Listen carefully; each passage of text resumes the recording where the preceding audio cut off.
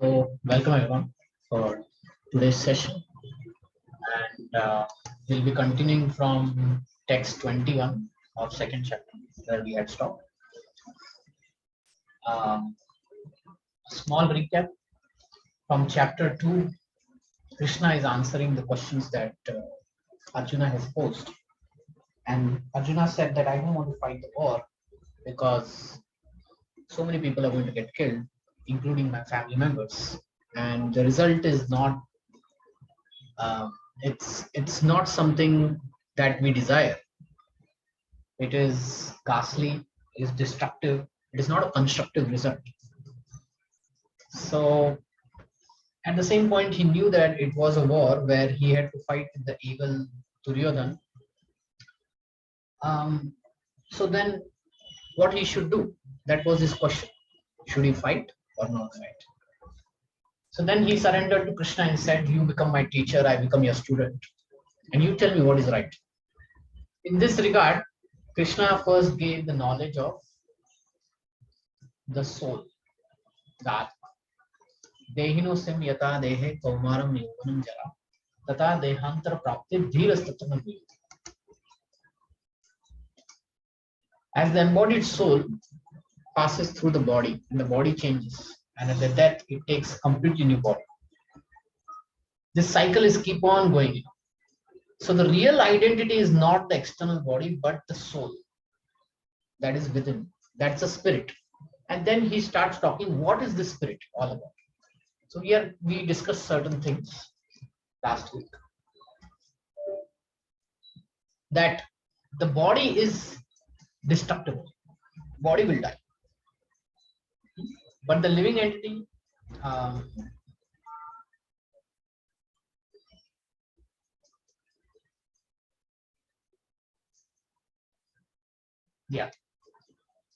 so the material body has endurance, meaning it keeps changing.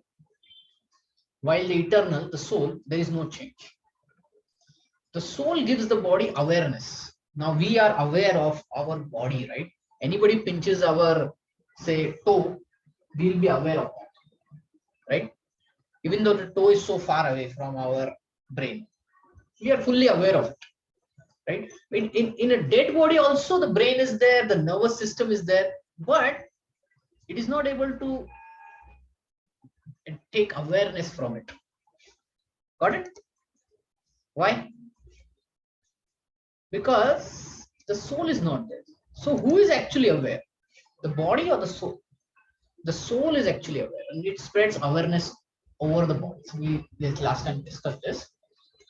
Then the material body is destructible, it's measurable, but the eternal soul is indestructible, immeasurable, and it's eternal. Okay.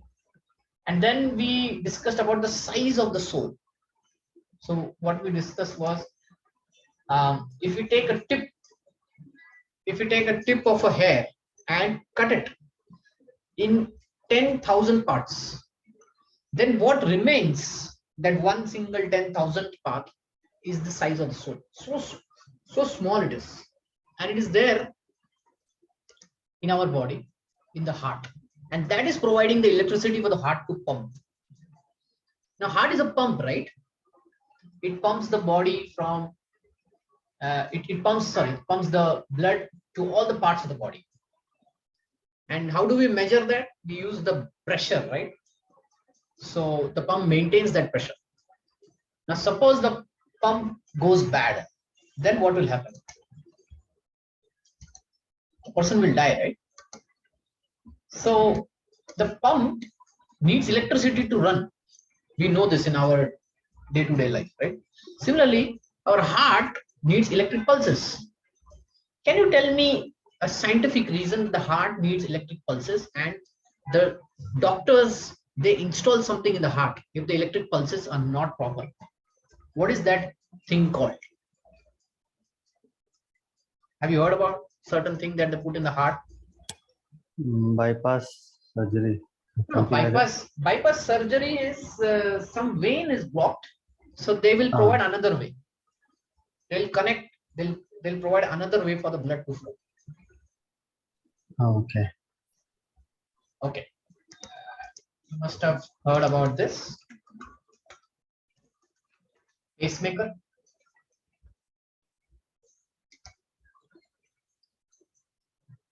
Pacemaker is an electrical device that they will place it here, and then they will connect electric wires to various parts of the heart, and then this electric device it it sends electric pulses, and then the heart will properly go open and close and pressure like that. This is what modern science is doing. So if the electric pulse is needed by the heart, this is proved, right? Electric pulses are needed by the heart. Who is providing in the original without the pacemaker? That is the question. So from Bhagavad Gita perspective, it is the soul. From modern science, they don't know. They really don't know the answer. They don't know. They know that electric pulses are there, and they can put an electronic device inside it to provide that pulses. From Bhagavad Gita, it is the soul. So when the soul leaves, you can put a pacemaker and it can provide the electricity, but the person won't become alive. Getting? Why? Because it is ultimately the soul. Like take example of a car. Now let's say the car's battery is gone down. So someone may come and put another battery. Let's say the battery is put on the top of the car or near on the seat, and then connections are made. Okay, then you can drive the car, right? The driver can drive the car. But let's say the driver comes out of it and stands outside. Now the car has a battery issue, so they provided another battery. Okay, they actually connected it also. Now will the car move? No. Why? Because the driver is not there in the car. So who's more important? Driver, right? Similarly, the driver of our machine, our body is simply a machine. It's a biomechanical machine. The heart is a pump, the eyes are the camera, the brain is the memory, the mind is a software that is running over it, the operating system that is running over it. The bones and the flesh, they are like the pneumatic machines, and the legs are like the tires. You getting? The liver is the purifier. Just like there is air purifier in the car, there is oil purifier in the car. And the soul provides the energy for the heart to pump and everything to work. So what I was discussing. Okay. So yeah. So it's ultimately our real identity is the soul. Now we are going to go into more detail of what exactly is the soul. More detail we want. We saw that the soul takes new bodies. Sometimes cycle, sometimes motorcycle, but the person remains the same. Similarly, the soul takes new bodies. Like here, sometimes man, woman, animal, anything. Okay. Now, this is the detail that is going to come, but we'll just go through it. From verses 23-25. The soul, how it is spiritual in nature. It is awareness. It's spreading awareness over the whole body. Can it be cut? It cannot be cut. Can it be burned by fire? It cannot be burned by fire. Can it be moistened by water? No. Can it be withered by the wind? Blown by the wind? No. Or broken by the wind? No. It is unbreakable. It's unbreakable. Cannot be burnt. Insoluble. We sometimes put salt in water, and then if we stir it, the salt dissolves in it. Then we cannot even see where it is. But in case of soul, it is not like that. It's insoluble. Cannot be dried. It's everlasting. Exists everywhere. It is everywhere. It's unchangeable. It's immovable. It's eternally the same. It's eternally the same. It's imperceptible and inconceivable. It's very difficult to understand. This concept of soul is very difficult to understand because we are so much trained in modern science that we need anything like apparatus to check. but the soul is spiritual nature. So from a material apparatus, we cannot look spiritual. See, So, yeah. So what do you mean by spiritual in nature? Yeah. I mean, what is the mean by soul is spiritual? Okay.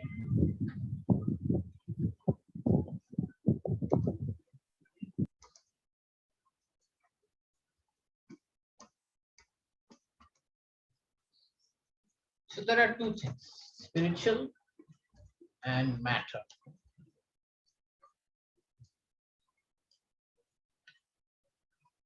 Or let's talk just about matter.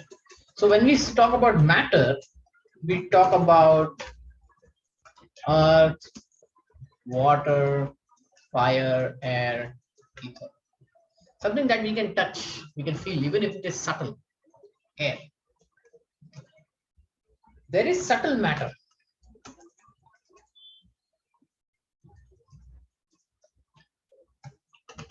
Subtle matter is mind, intelligence, ego. Can we touch it? Can we do measurement over it using material thing? No, right? So even for these, uh, the material apparatus. See, for this we can use any material apparatus, blood pressure, chemical reaction. But for mind, do we have any kind of apparatus? Mind? No. Sometimes brain waves are seen, but again, that doesn't tell about the mind. Those who are under stress, right? They go to psychiatrist. The psychiatrist deals them how sometimes some medicine works, but most of the time, what happens? They do what do the psychiatrists do? Counseling, right? You know, right? This psychiatrists, they do counseling. And what is counseling? What is counseling? Counseling is you talk, you hear. First thing is you hear actually. You hear what the patient is talking. What is his problems, his or her problems? What are they thinking? And then the counselor or the psychiatrist, they will tell the reality. And then they will say, oh, you're thinking about this problem. And then they will ask 10 more questions about that problem. And they'll come to know that this problem doesn't exist. So then they will open up and say, oh, this problem doesn't exist. Why are you always thinking about that? Then you'll say, oh, I'm worried about this thing, this thing, this thing. You know, certain things happen. Then they'll give a process. Okay, every day you can do meditation, you can go for a walk, you can open up to this, you can do that, right? So using words, they're trying to resolve their stressful conditions, right? Where they analyze and they give a process and all that. So that is not material thing, right? I mean, that is sound. Let's say it is sound. So with the apparatus sound, they are trying to subtle matter, mind, intelligence. Even subtler than this is spiritual. Spiritual is antimatter. In scientific terms, it is called antimatter. It is not matter. Am I writing the spelling matter right? Is it? Yes. Yeah, okay, fine. So spiritual is antimatter.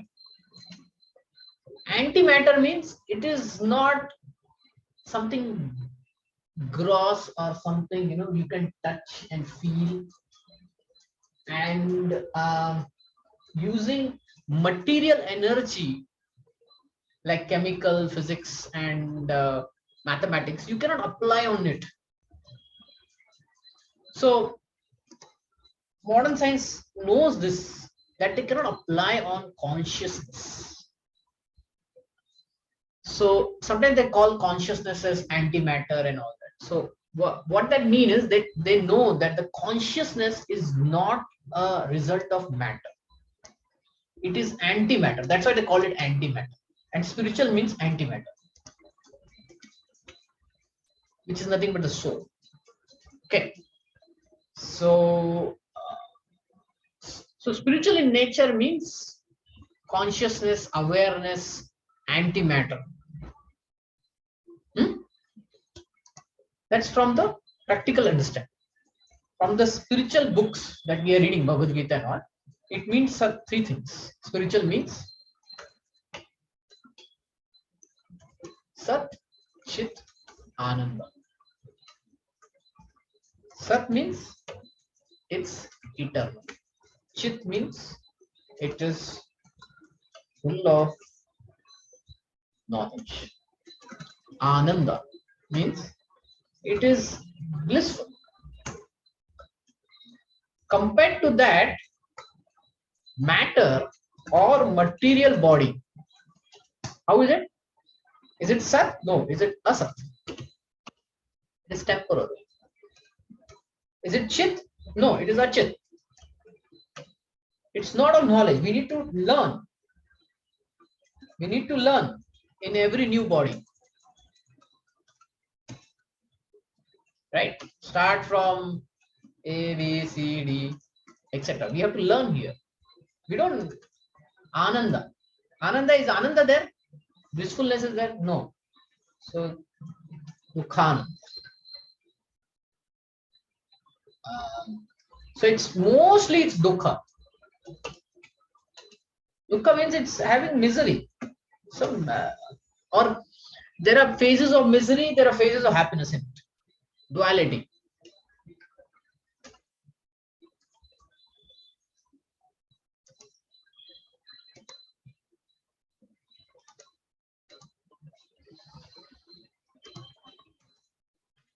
Duality.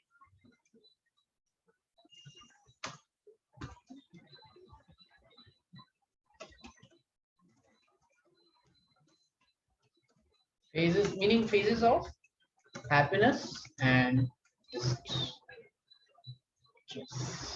distress.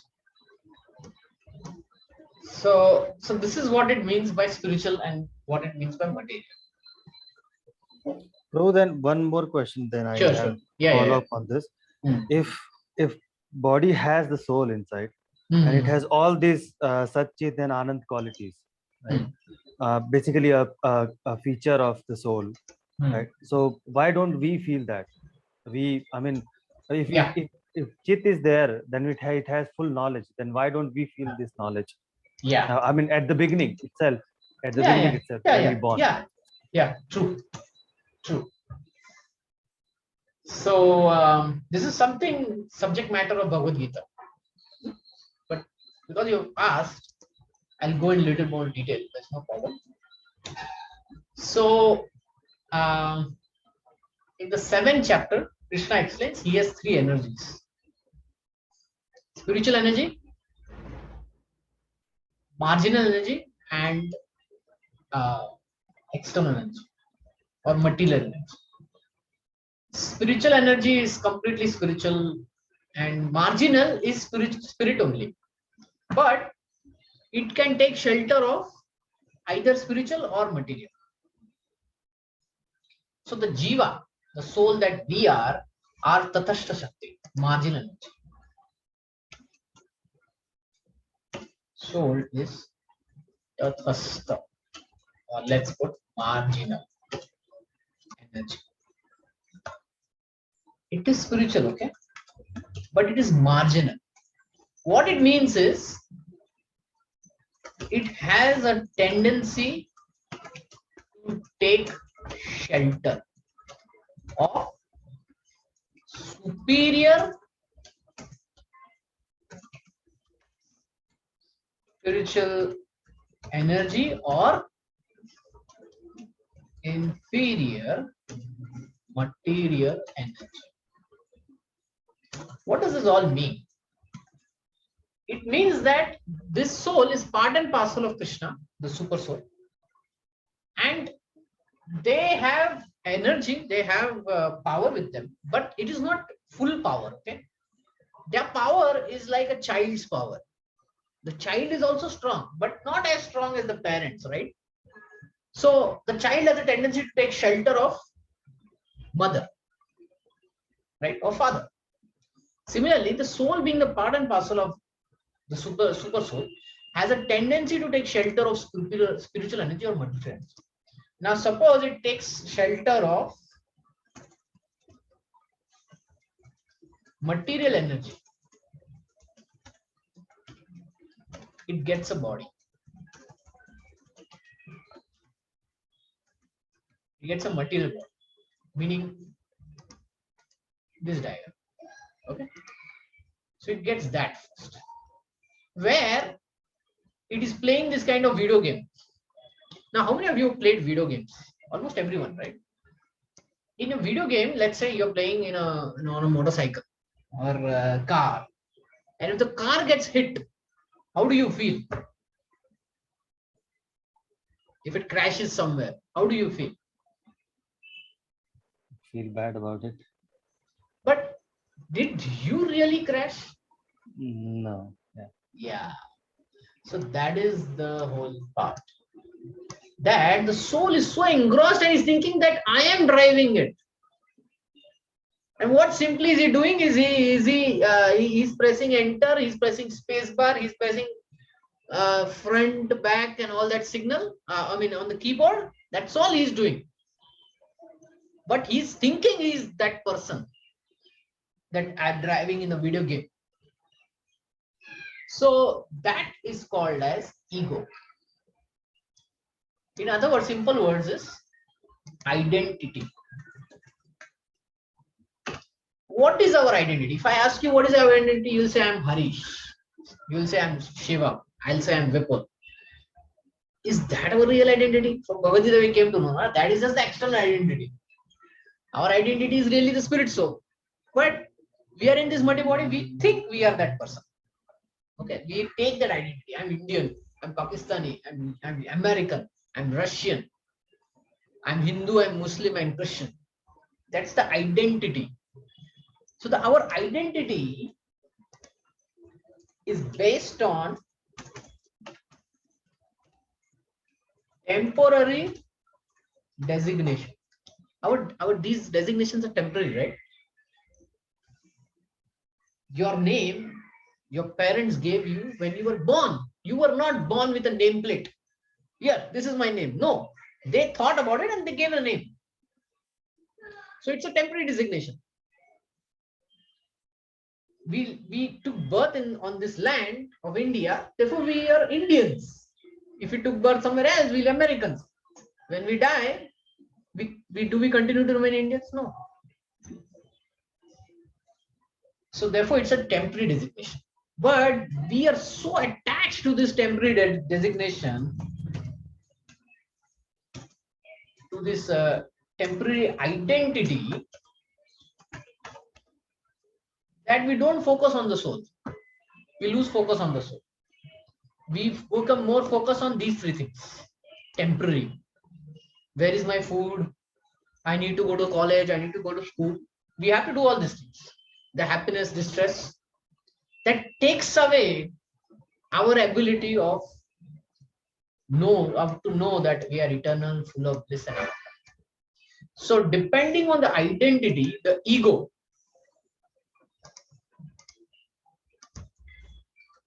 what is my identity? We are revealed with that kind of knowledge. If we think our identity is on the temporary designation, that is on the material body, then we have to go through all this material body, whatever it is. But when we become spiritual in nature, then we start getting spiritual knowledge, and from the heart, the super soul reveals this knowledge. No! Super soul reveals this knowledge. And that's the time our process of spirituality slowly improves. And then we go from, we understand our eternity, full of knowledge and ananda. So in this regard, I want to tell a story of Socrates. Socrates was, I think, thousands of years, not thousands, but maybe 1000 or 1500 years back. He was a philosopher. And his philosophy was not liked by the king or the administrators at that point, and they decided to kill him. So they were giving him poison, and he readily accepted. And he told one sentence. He said, I'm so small that you cannot catch me. What did he mean by this statement? He meant he's the soul and you cannot catch him. Right? We went through this whole thing. Can it be cut by weapons? So he developed this kind of knowledge by which he could, overcome the fear of death. So through introspection also one can come to this spiritual nature. Okay. Then what to speak of other yoga systems? He got through this understanding through Jnana Yoga. There is Dhyana Yoga, there is Bhakti Yoga. And those reveal the person. And then he becomes spiritual in nature and then he remembers everything. And then this full knowledge, everything comes out. So it's a process. Right now, we have taken shelter of the material energy. We are thinking, I am this person, I am that person, I am of this religion, that religion, this nationality.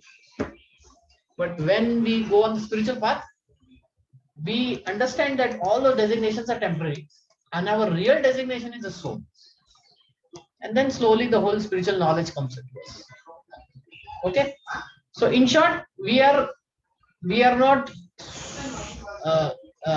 not superior energy. Okay, we are kind of dependent energy. Superior energy means nothing can touch them. That is God. That is super soul. Nothing can touch him. Inferior energy is matter, and in between spiritual energy, marginal energy is where we stand. That is spiritual. Okay, I'll just give you a few references. 15th chapter of Bhagavad Gita, where Krishna talks about this. There are two classes of beings: fallible, infallible. Fallible means those who take shelter and those who don't take shelter. In the material world, every living entity is fallible. We take shelter of the material energy. And in the spiritual world, it is infallible. Besides these two, there is a greatest living personality, the Supreme Soul, the imperishable Lord, who has entered the three worlds and is maintaining them. And then he says, I am that Supreme Lord. So there are two categories, spiritual and material. Material is fallible, spiritual is infallible. So we have taken bodies, so we are fallible. Okay. But we are not the greatest personality, the supreme soul. Right? That is even different than fallible, infallible. So sometimes in philosophy, in spiritual circles, they say you are God. They come to this conclusion. No, that God you are thinking, you are it. No, we are not God. We are godly, or we are God's particle, part and parcel. 7th verse. The living entities in this conditioned world are my eternal fragmental parts. Due to conditioned life means our identity, we have thought that, oh, I am this person, I am of this designation, etc. We are struggling very hard with the 6 senses, including the mind. Okay, so this is our real status. Does that help you?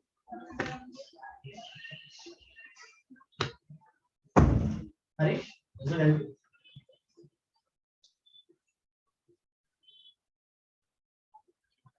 Yes, Babu. Sorry, I was on mute. Okay. Yes, Babu. It helps. Yeah. So this is the subject matter as we go further.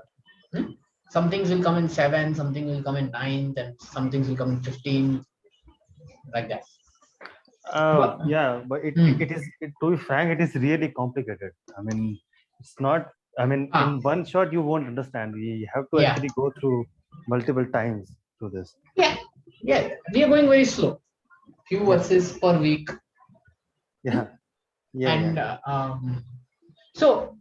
So what is right now to be understood is that the soul is not supreme. If it had been supreme, then we wouldn't have all these problems. Yeah. So we are not supreme, but we are spirit. So then which energy we are? We are the marginal energy. Tatastha Shakti. Right. And marginal energy takes shelter.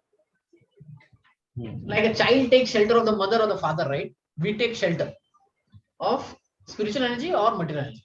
And right now we are in material energy, so that's why the whole problem is there. So Bhagavad Gita is coming and giving us knowledge how to come out of it, and then to take shelter of the spiritual energy. So we have to leave one shelter and take to another shelter, and that whole process is yoga. Right. Yoga is to detach ourselves from the material attachments and attach ourselves to spiritual attachments. Now we have not gone details of yoga and all that, so that's why we may not fully understand. But Yeah. yeah, this is a good question. So yes, we are not independent. The super soul is there. It is what it is doing. It is witnessing whatever we are doing. And second thing, it is allowing us to do all the things that we desire to do. See, let's take the example of video game. We are playing the video game, right? But who is actually driving it? Yes, we are driving it. But then who is taking care of the graphics? Who's taking care of the actual movements on the screen, etc., etc.? The mathematical calculations, the computations. Who's taking care of all that? The software. Yeah, the code behind that is. Yeah. And how does the software run? How does a video game run on a machine? Let's say you get a pirated version. You just install it. Will it run? What it needs? What it needs? The compatible, you can say the compatible hardware or the Let's say configuration. everything is hardware, everything are compatible. I'm able to install it. But when I say play, it doesn't play. It asks me something. It asks. The key license. Yes. Something. Yeah. The license. The license who gives? The manufacturer. We have to pay, right? So the real license giver is who? Not that we have it. It is the super soul. So super soul gives license to us to run this whole machine. Now did you get it? So this is the function. This is the autonomy and the process of our how do we function. So let's say the soul wants to lift the hand. The super soul gives the permission, and then it goes and lifts it. And then the soul pushes it. He's able to push it. But in case of disabled people, does it happen that way? No, because he doesn't have the authorization from the super soul. In case of dead body, again the super soul is also required with the soul. Okay. So yeah. So let's get to today's verse. Please stop. Okay.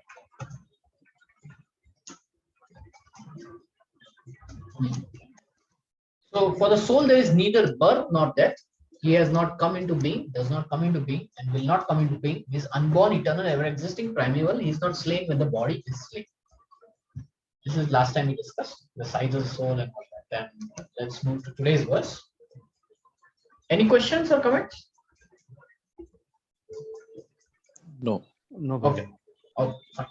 Let's work. Let's move towards next one. What we were discussing was this point, right? So yeah, let's complete this and then we'll read. It's everlasting, existing, immovable, eternally the same, imperceptible, inconceivable. It's difficult to understand because our whole understanding is based on physics, chemistry, mathematics, finance, right? But the soul doesn't come into that picture. Is immutable. Immutable cannot be divided, cannot be alloyed or changed without change. And one who knows it, they don't grieve. They're not carried away by the emotions of somebody dying or like that. Some crying is there, but not for long. Okay. So let's get into the details now. Veda vinashinam nityam yo enam ajam avyayam katham sa purushah partha kam ghatayati hanti kam. This is a very interesting verse. There is an argument in this. Oh Partha, how can a person who knows that the soul is indestructible, eternal, unborn, and immutable kill anyone or cause anyone to kill? Now, what does this sentence mean actually? That means if we know that we are not the body, we are the soul, and if we know the other person is also not the body but the soul, how can it cause anyone to kill or kill anyone? Meaning, does it mean that we are free now to kill just because we know, oh, nobody's going to die, man, just kill? It's like a video game, no one dies. Is it like that? Any comment? According to this, it says that one who knows the soul, how can he kill or cause a kill? That means we are free to kill. Obviously not. It is completely wrong interpretation. So what are we lacking in this understanding? What are we lacking in this understanding? The authority to kill. Authority, yes. So to kill also we need authority. And if you can give me an example where somebody kills but is not put to jail. Judge, like the judge give the yes, judge give that penalty, and the police kills the criminal. Yeah, like the soldier battles, fights in the battlefield, kills the enemies. So it is done on the authority of the government or the king.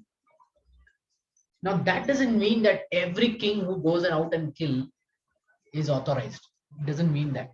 Okay. Even the king has to decide on the basis of the Vedas, the religious authority, on the basis of justice to authorize that kill. It is not like, oh, today I feel I should kill people and let's kill. Can you tell me someone from the World War II who did like that? Hitler. Hitler did, yes. There was one person who is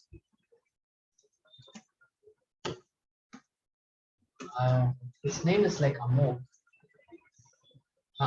Goth. Yeah. Amon Goth. Even if you see his wiki, right? This person was an SS Nazi officer, and he was known to personally killing and torturing people. Just like that, for no reason. And yeah, from he this is a house that he used to live, and from the balcony he used to hold a gun and kill anyone that he would think of, just like that.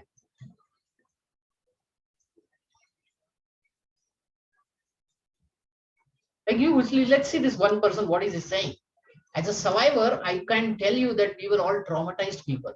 Never would I believe that any human being would be capable of such horror or such atrocities. When we saw him from a distance, everyone was hiding in latrines wherever they could hide. I can't tell you how people feared him. When we saw Goth, we saw death. And he would just kill for no reason. If you have seen Schindler's List, the movie that came in the 90s, there's a part played of this guy and how he killed.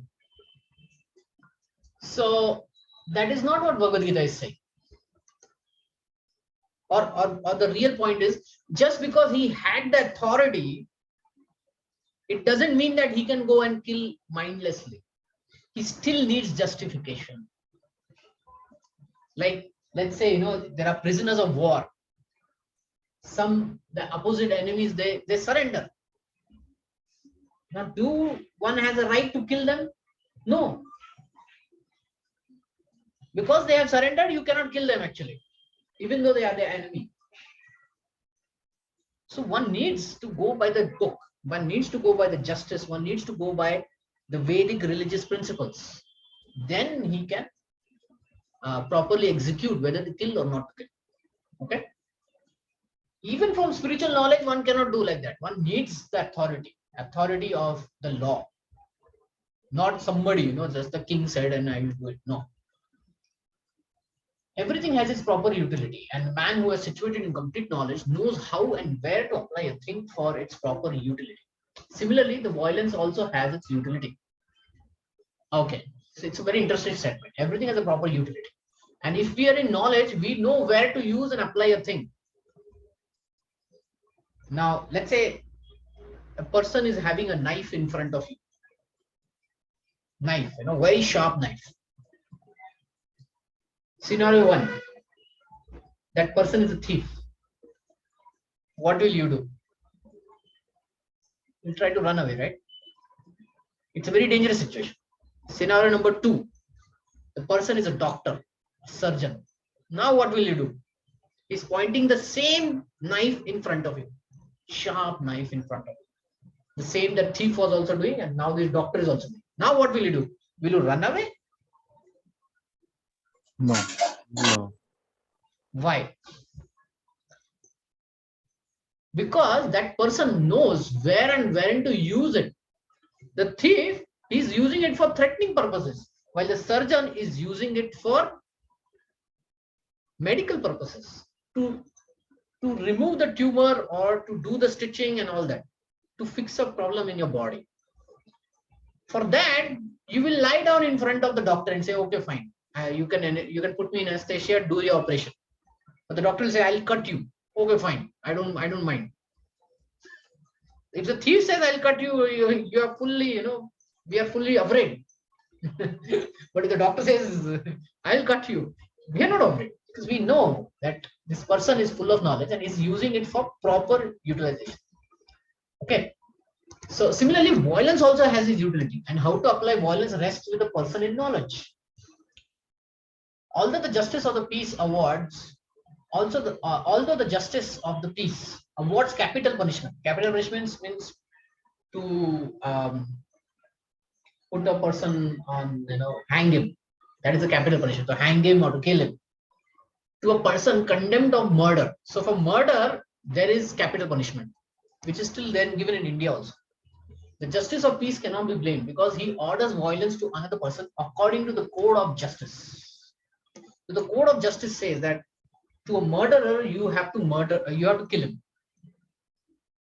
Okay, but there are still some more details to it. Okay, in general, a murderer is to be killed in general. But if the murderer is really repentant, then he need not be killed. He can be just put into jail for many years, something like that. So there are some details to it, but in general, a murderer has to be killed. In Manu Samhita, the law of mankind, it is supported that the murderer should be condemned to death, so that in his next life he will not suffer for the great sin he has committed. So here, the Vedas talk about karma. Karma means every action that you do is recorded, and a particular reaction is being sent to you. Suppose somebody slaps a policeman. What will happen? The policeman will react back, put you into jail, right? So for every action, there is a reaction, corresponding reaction. So for a murderer, the reaction is that in his next life, he will be murdered. But the same thing you did in this life, now the next life, it will happen to you. So therefore, the law of justice says, the Vedas says that you better kill him now as a murderer, so that next life he is not murdered. That reaction is taken away, like that. Therefore, the king's punishment of hanging a murderer is actually beneficial. It is actually a beneficial thing, because his next life he will have some more time to live, not that he got murdered. Similarly, when Krishna orders fighting, it must be concluded that violence is for supreme justice. So Krishna being the super soul, he is ordering it. It's like the administration ordering it, or the government ordering, the prime minister ordering, the president ordering, or the king ordering it.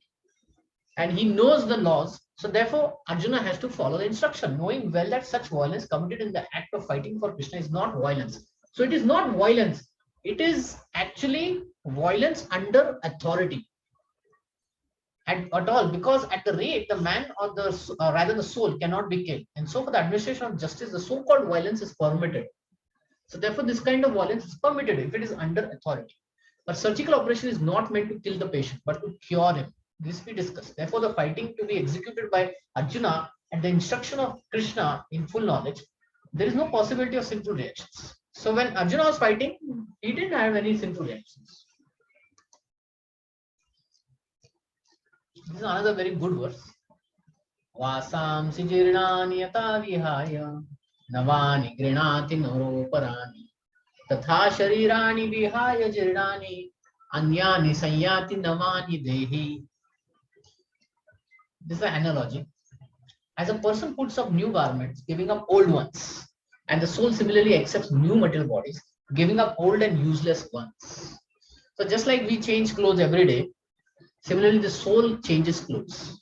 The soul changes bodies, material bodies. Like this page.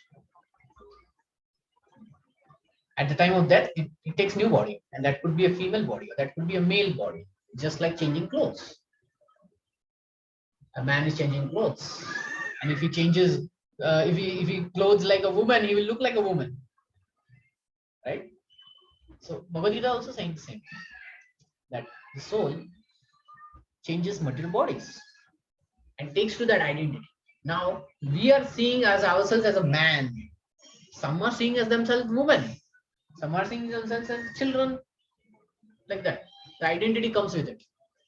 Change of body by atomic individual soul is an accepted fact. Okay, in the Vedic system, in the Vedic culture, it is accepted fact. Even a very poor person will also know this thing, that he is not the body but the soul. Even the modern scientists who do not believe in the existence of the soul, but at the same time cannot explain the source of energy from the heart. Like I told you, the heart needs electric pulses. They know this, but they don't know where it is coming from.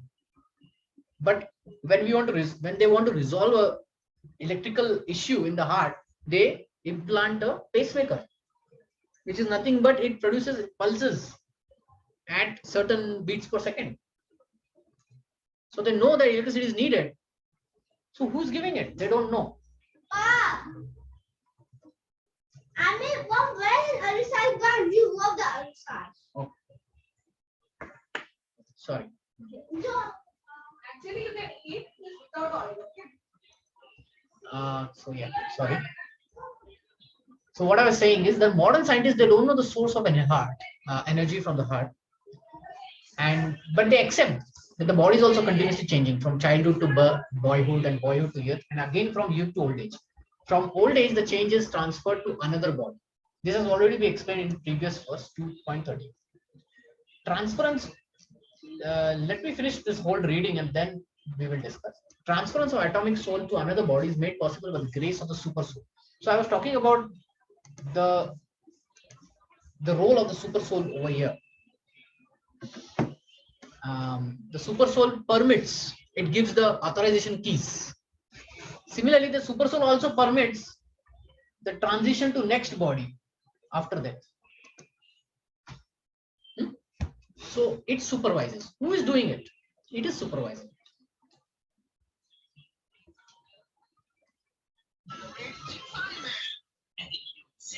The Vedas, like the Mukunda Upanishad as well as the Shvetashwara Upanishad, compare the soul and super soul to two friendly birds sitting on a same tree. One of the bird, the individual atomic soul, is eating the fruit of the tree, and the other bird, Krishna, is simply watching his friend. Of the two birds, although they are of the same quality, now the soul is also spirit, Krishna is also spirit, supreme spirit. They are the same quality but not quantity.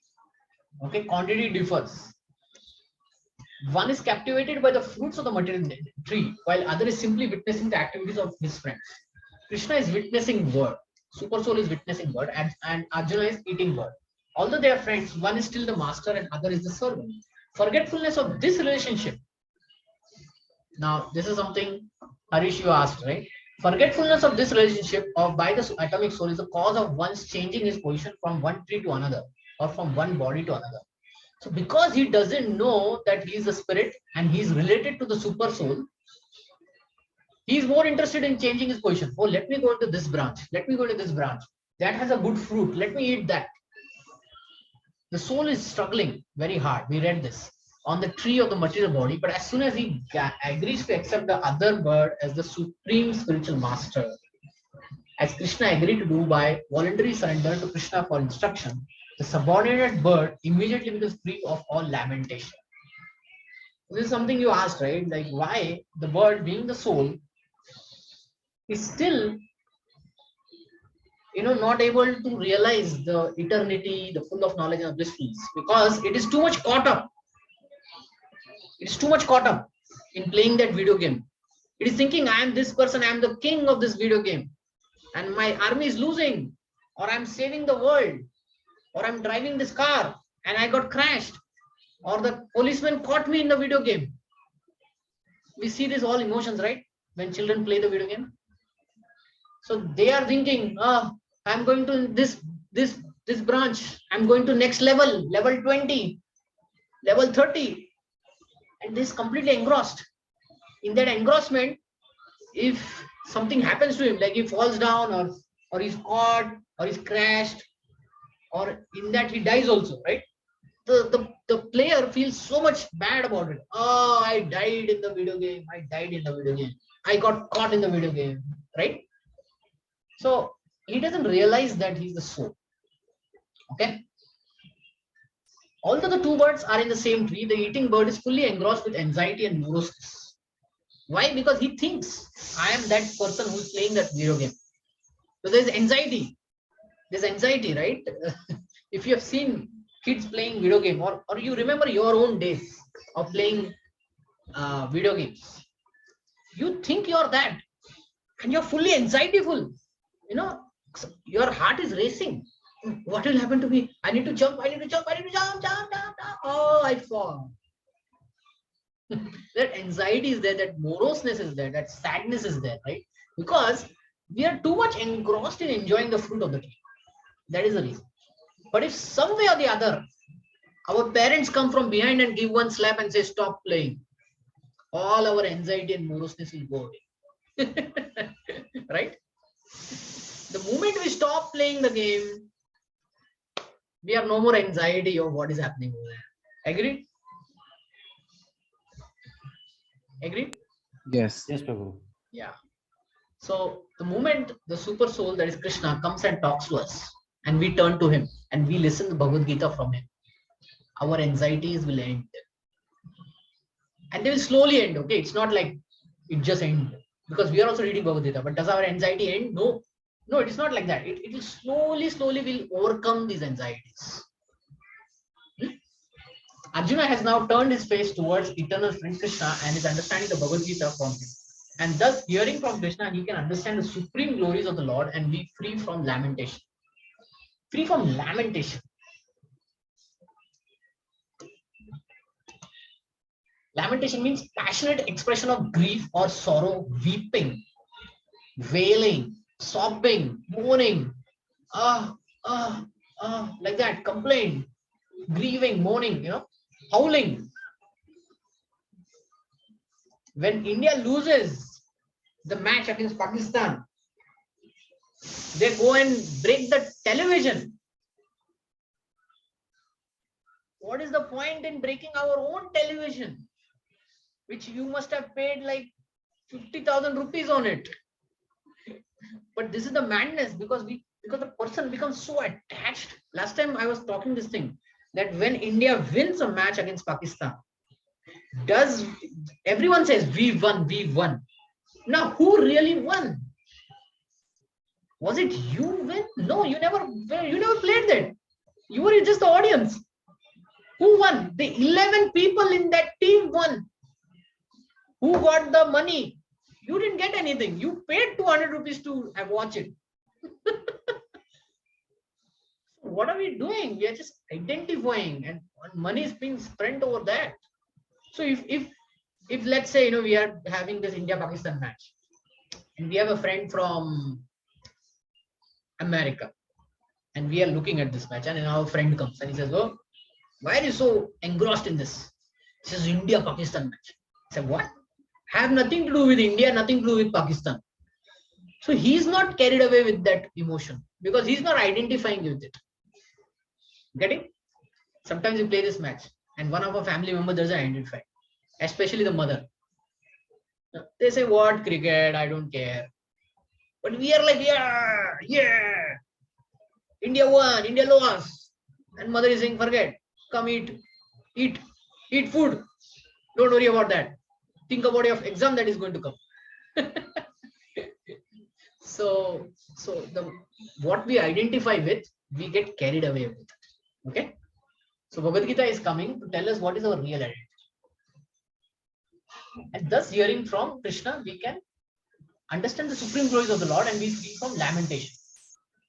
Arjuna is advised herewith by the Lord not to lament for the bodily change of his old grandfather and his teacher. He should rather be happy to kill their bodies in the righteous fight. So if they die with righteousness, with the right reason, then they are not worried, right? So that they may be cleansed at all for all the reactions from various bodily activities. One who lays down his life on the sacrificial altar or in a proper battlefield at once is cleansed of the bodily reaction and promoted to higher status of life. So there is no cause for Arjuna's lamentation. So Arjuna should not lament. The war is happening for the right reasons, for the right justice, and people will die for it, and then they won't. They'll get new bodies out, right? So there's no need to lament. Okay, another good verse, but we'll stop here. It's 2 p.m. We'll continue from next week for from 23rd verse. Any questions? Any comments? Let's open up for questions, comments on any topic that we discussed today, or anything that you. Prabhu, one question, like you said that soul is immutable. So first is what do you mean by immutable? And yeah, just what do you mean by immutable?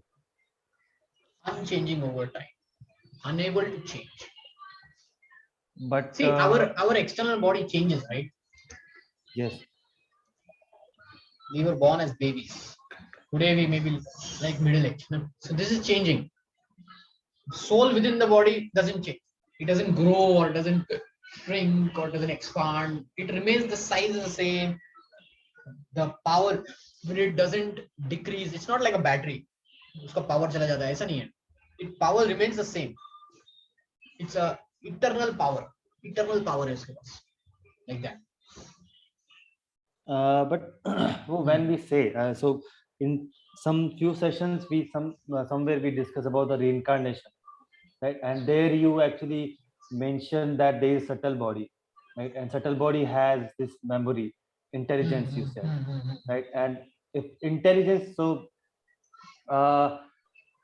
so that this intelligence is also part of soul, or because then how does these things get migrated to some other person, and that person is actually remember his previous birth? Okay. So that is a change, right? He got some memory, and that is actually changed. This memory has changed. So the mind, intelligence, ego, even though it is subtle in nature, it is still matter.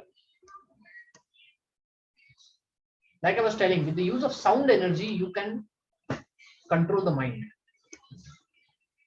With use of knowledge, again, it's word, sound energy, you can control the intelligence. And the ego is the identity. We can change the identity. Today I am Mr. So-and-so. Tomorrow I will be so-and-so. If I change countries, that identity can be changed. But it is all matter. There is one more thing in this is called true ego. And here it is called actually false ego. Okay. So technically it is only matter only. Okay. Mind, remembrance, memory, these all matter. Subtle matter.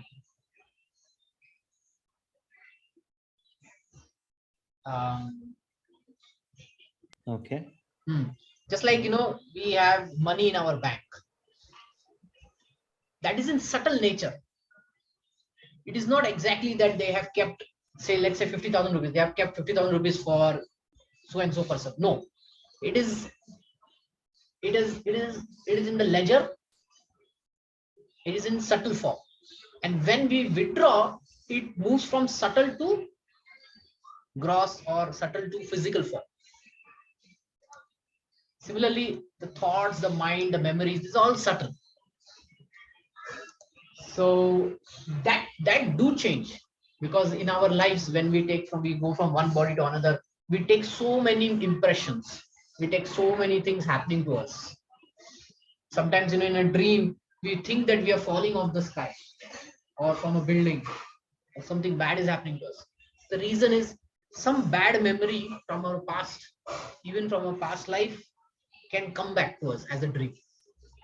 And if you fearful and all that, then it's a reaction. So dreams are actually reactions also. It doesn't require a reality to happen. Even a subtle reality is also fine. Okay. So regarding your question of changing, it is not the soul that is changing, it is the mind, the material mind. Okay, it is still material. The soul is not affected by it. But if it identifies, then it is affected. The whole problem is where the soul is putting his ego. Is it true ego or false ego? Most of the time it is false ego. So therefore he gets affected by it. Does that answer your question? Actually, not 100%. Yeah. So you're saying that there is subtle matter and the soul, they are completely independent. So there is no relation between them. Oh, they have a relation. So the relation is like this.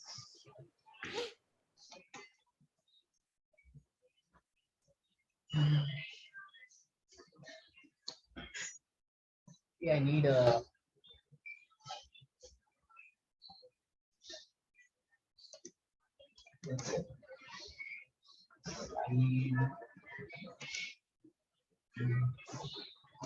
Let's see, a Google drawing is much better.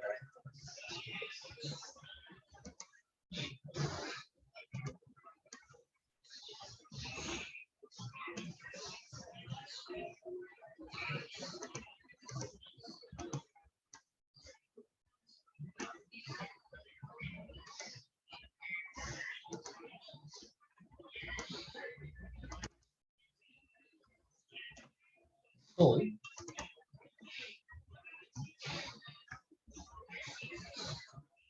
Matter. Actually, intelligence is also there. Cross, or let's say physical and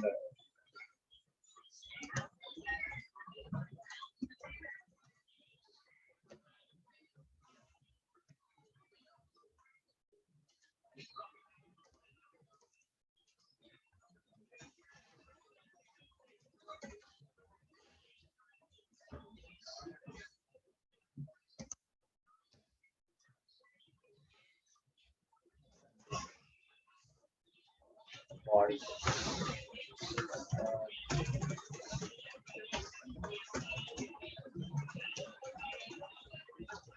So I draw a box, but let's take this as a body, the external body.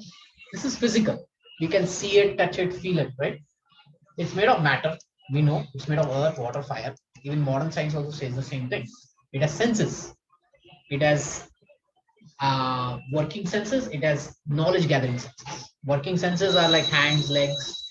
Knowledge gathering senses like taste, eyes to see, nose to smell. Then inside this body, there is subtle matter, mind. It's like a software running over the machine. Intelligence, algorithms, and the identity. Who am I at this present point? That's called the false ego.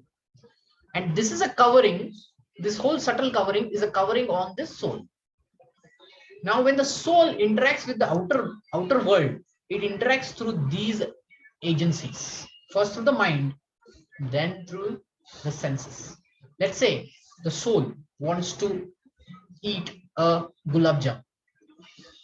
So then the soul will remember from the mind. Ah, I see gulab jamun. Okay, it goes like this. First, he sees the gulab jamun outside through eyes. It comes through this. The mind immediately says gulab jamun is sweet, and he gives this information to the soul. The soul says, I want to eat. Then the soul directs the mind. I want to eat.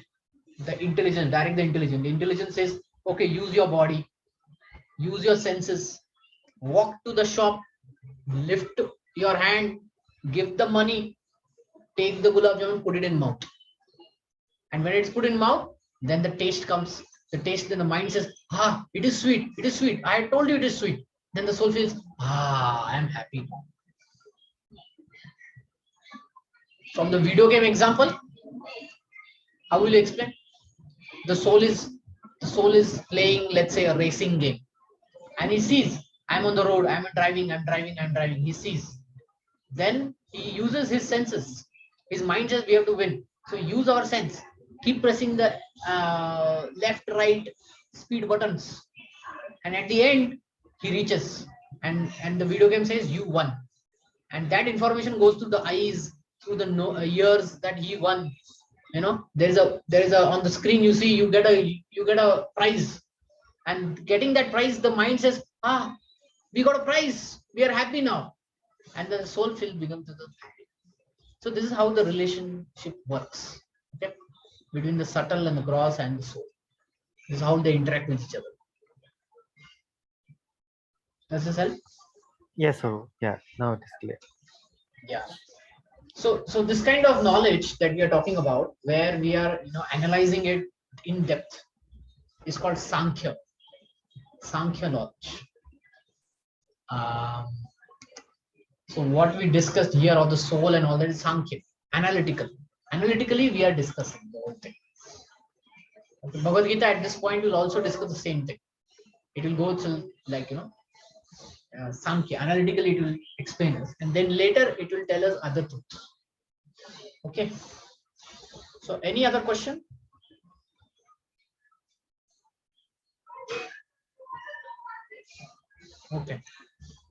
Okay, so let's meet next week and we'll continue with 2.23. Yes, sir. Yes, sir.